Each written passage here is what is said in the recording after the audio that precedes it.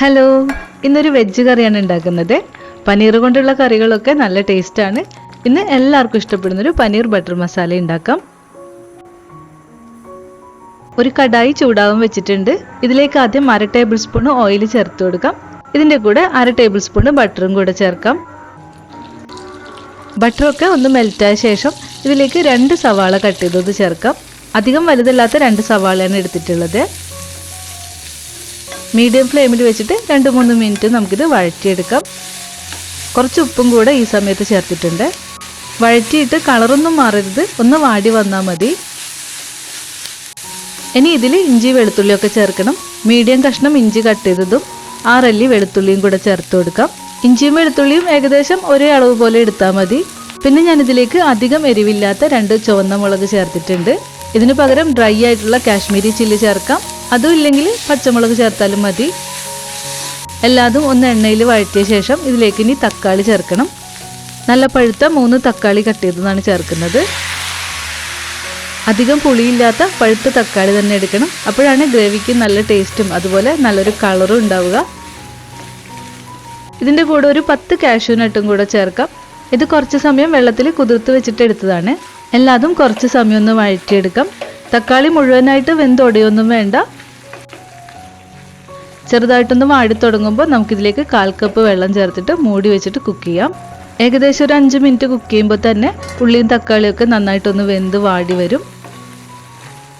കൂടുതൽ വെന്ത് ഉടയണ്ടെന്ന് പറഞ്ഞത് നമുക്കിത് അരച്ചെടുക്കാനുള്ളതാണ്. അപ്പോൾ ഫ്ലെയിം ഓഫ് ചെയ്തിട്ട് ഇതിൻ്റെയൊക്കെ ചൂട് നന്നായിട്ടൊന്ന് തണിയുമ്പോൾ നമുക്കിത് മിക്സിയുടെ ജാറിലേക്ക് മാറ്റാം.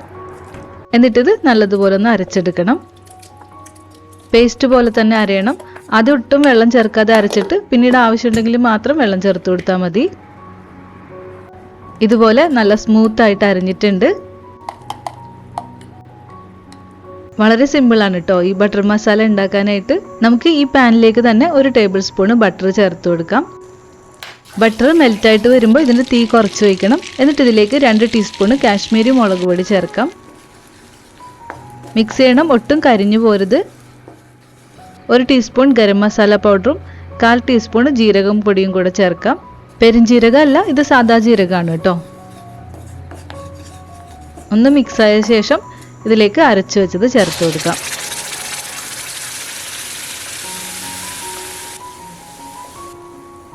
ചൂടാവാൻ തുടങ്ങുമ്പോൾ ആ മിക്സിയുടെ ജാറിൽ തന്നെ അല്പം വെള്ളം ചേർത്തിട്ട് അതും ചേർത്ത് കൊടുക്കുന്നുണ്ട്. നല്ലപോലെ മിക്സ് ചെയ്ത ശേഷം ഇത് മൂടി വെച്ചിട്ട് ഒന്ന് തിളച്ച് വരട്ടെ. ഇതുപോലെ നന്നായിട്ട് തിളച്ച ശേഷം നമുക്ക് പനീർ ചേർക്കണം. പനീർ ഇഷ്ടാനുസരിച്ചിട്ട് എത്ര വേണമെങ്കിലും ചേർക്കാം.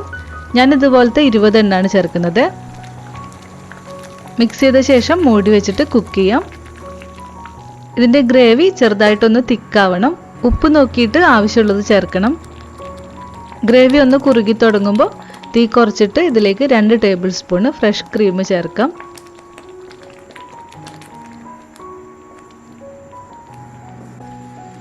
ക്രീമൊക്കെ മിക്സ് ചെയ്ത് എടുത്തിട്ടുണ്ട്. ഇനി ലാസ്റ്റായിട്ട് അല്പം കസൂരി മേത്തി കൂടെ ചേർത്ത് കൊടുക്കാം. ക്രീമും കസൂരി മേത്തിയൊക്കെ ആഡ് ചെയ്യുന്നതാണ് ഈ ഗ്രേവിയുടെ ടേസ്റ്റ് കൂട്ടുന്നത്. അപ്പോൾ നമ്മുടെ പനീർ മസാല ഇവിടെ റെഡി ആയിട്ടുണ്ട്. ഫ്ലെയിം ഓഫ് ചെയ്യാം.